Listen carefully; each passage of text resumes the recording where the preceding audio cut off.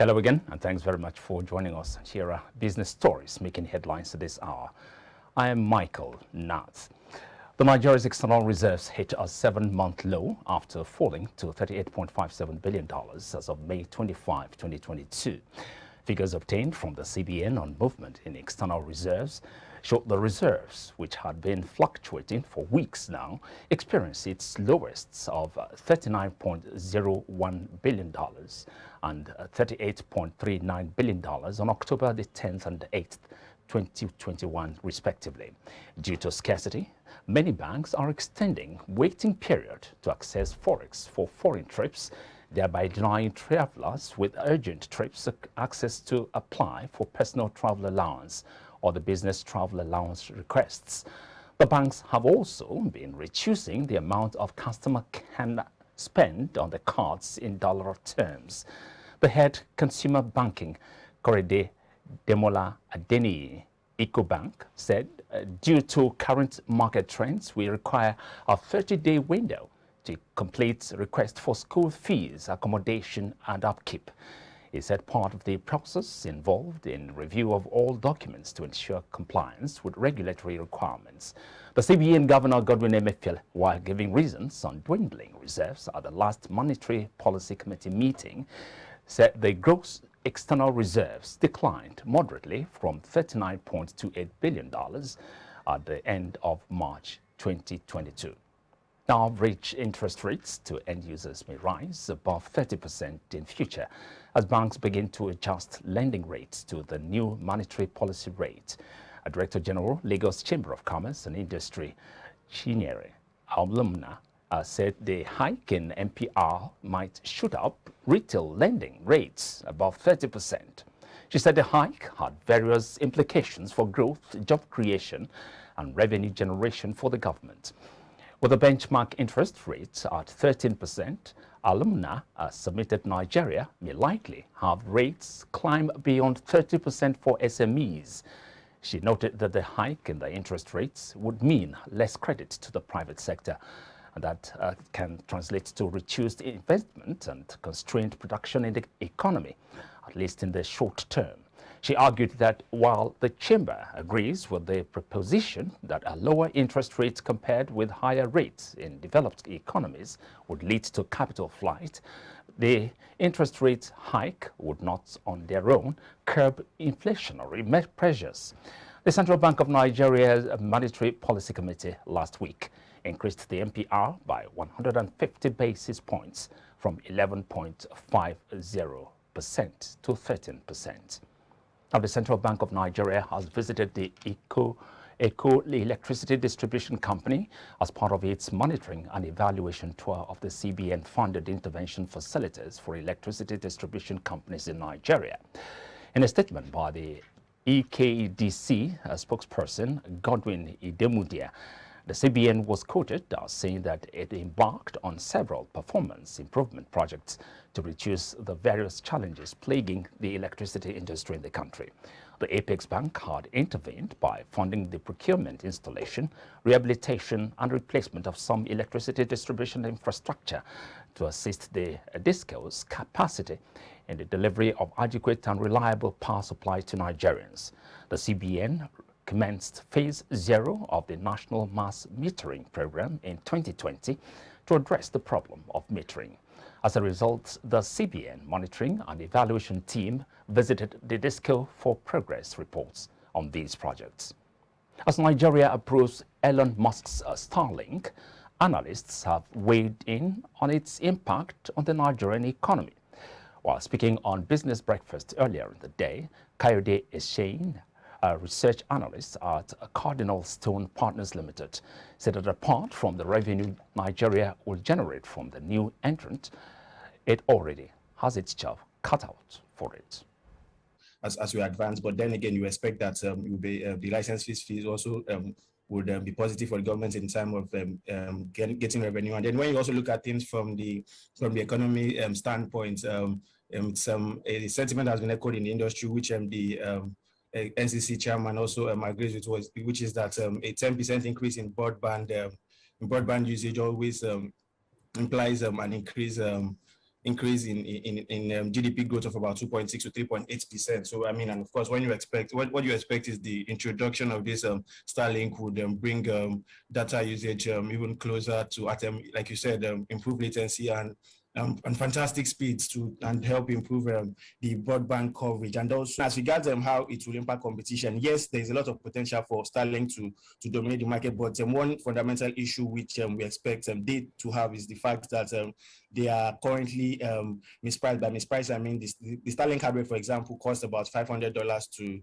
to obtain, and then you need about $100 a monthly subscription. Nigeria's minimum wage starts about 30,000 naira. That just tells you that a large chunk of Nigerians might not be able to afford the devices as of now. And of course, maybe eventually you might see some drop down in this pricing, which would then open up significant competition. But current prices, I don't think, as much as the average Nigerian would want to have speeds that are 20 times faster than what is currently obtainable, when you consider the pricing, it kind of puts it significantly out of reach for them. But then again, like I said, Elon Musk is one to innovate, so I wouldn't be surprised if you can see some regional price corrections just to accommodate just to enable him win some market share. But yeah, if you're to compete on the speed fronts, you would expect that the Starlink will.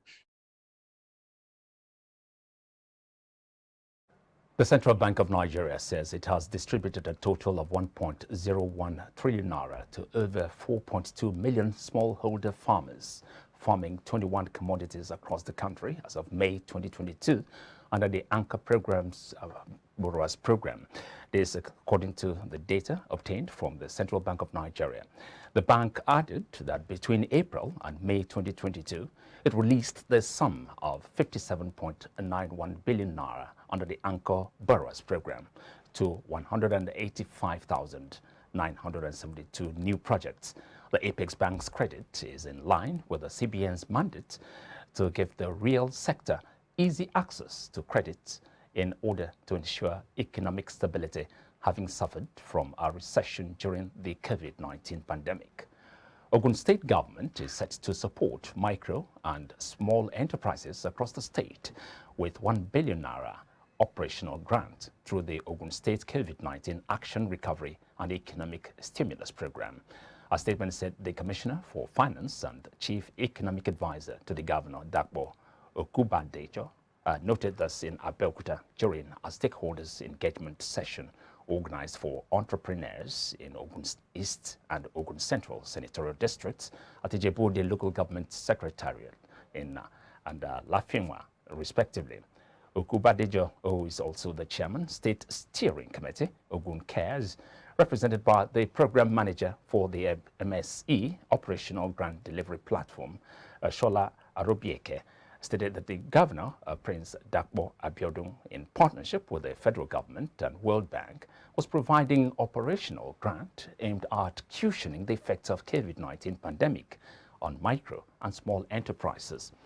The commissioner stated that the initiative was in recognition of the present administration's significant contribution to the growth of the economy of the state, particularly in the area of job creation to the gross domestic product. The Nigerian Export Promotion Council has pledged to make the world a marketplace for Nigeria's non-oil products. The Chief Executive Officer, NEPC, Ezra Yakusak, said this on Friday during the commissioning of Leluk Bags Academy in Abuja. He said Nigeria had a large portion of the youthful population who are energetic, ingenious, skillful, and ready to contribute in building a strong and prosperous economy, but pointed out that the major challenge was the low capacity to galvanize young people into productive ventures for economic development. He said the Nigerian Export Promotion Council will continue to sustain its interventions to SMEs and other relevant players in the non-export ecosystem in pursuit of our vision of making the world a marketplace for Nigerian non-oil products. Cumulative expenditure on alternative energy sources in the manufacturing sector stood at 77.22 billion naira last year, as against 81.91 billion naira recorded the previous year. The decline in expenditure on alternative energy sources last year was ascribed to the marginal improvement in the national electricity supply over the period. The figures were contained in the Manufacturers Association of Nigeria's second half economic review 2021, July-December 2021, released at the weekend. MAN said though electricity supply from the national grid has marginally improved since 2019, as indicated by the average daily electricity supply and outage, electricity supply from the grid has been inadequate.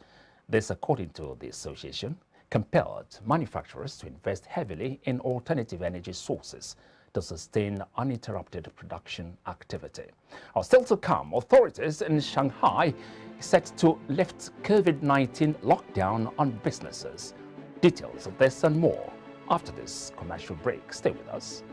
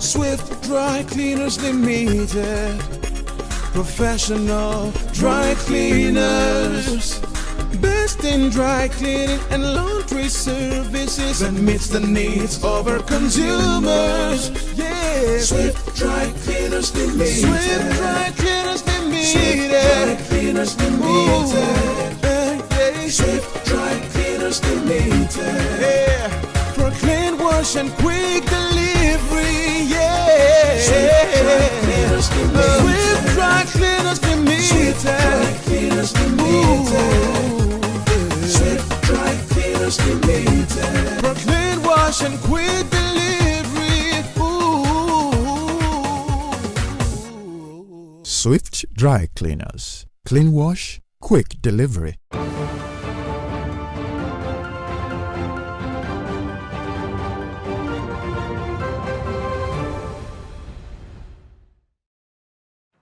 You're watching Business Now on IBrandTV Lagos. Now to Africa's scene. The Tanzania High Commissioner to Ghana, His Excellency Benson Alfred Bana, has extended invitation to Ghanaian businesses to set up in the Eastern African country to give meaning to the African Continental Free Trade Area. According to the High Commissioner, Tanzania is well positioned for Ghanaians who want to explore tourism and invest in agriculture. The High Commissioner noted that there were other investment opportunities in the areas of agriculture and fertilizer processing to sustain food production on the African continent. He addressed the media ahead of the Ghana-Tanzania Tourism Investment Trade Forum. Tanzania, like many other African countries, is strategically positioned in its economy to reap the full potential presented by the African Continental Free Trade Area.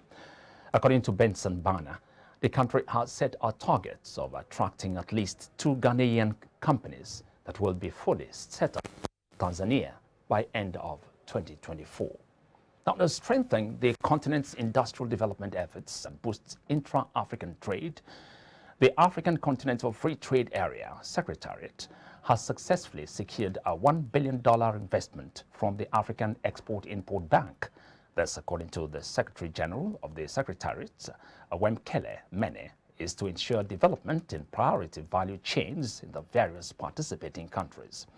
According to the Secretary General of the AFCFTA Secretariat, his outfits had identified 4 priority value chains, namely the agro-processing industry, automotive sector, pharmaceutical area, and transport and logistics that need to be harnessed in Africa.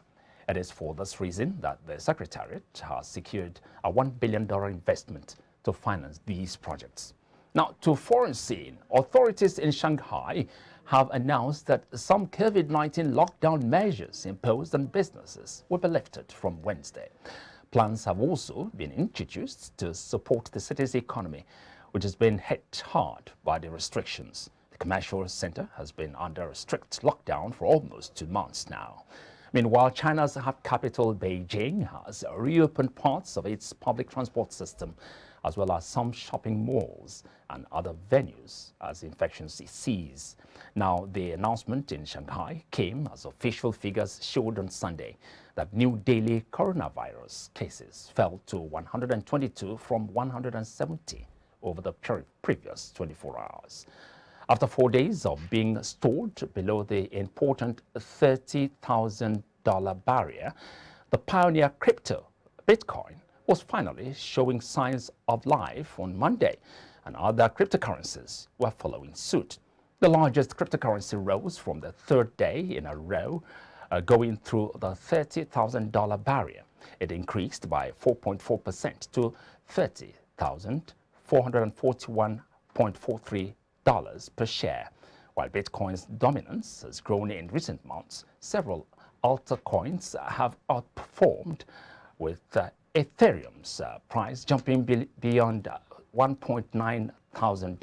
Crypto investors became emboldened as the dollar retraced its losses from the previous week, heading for its first monthly loss in 5 months, as investors reduced their bets on higher U.S. rates, spurring more rises, and worries of a global recession faded a little.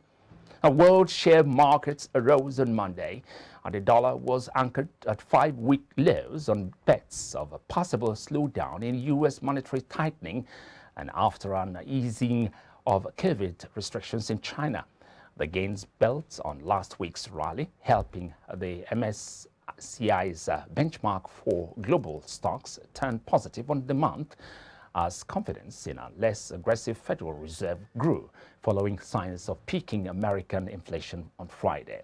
Also helping to mellow the mood was news that Shanghai authorities would cancel many restrictions on businesses resuming work from Wednesday, easing a citywide lockdown that began 2 months ago. Asian stocks rose Monday after Wall Street rebounded from a 7-week string of declines, and China eased antivirus curbs on businesses' activities in Shanghai and Beijing. Shanghai, Tokyo, Hong Kong, and Sydney advanced. Oil stayed above $110 per barrel. And on Wall Street, the benchmark S&P 500 index finished Friday up 6.6% for its biggest weekly gain in 18 months after surging inflation declined in April. U.S. markets will be closed Monday for a holiday. We'll go on a commercial break now, and when we return, Perpetua will bring you more updates. Stay with us.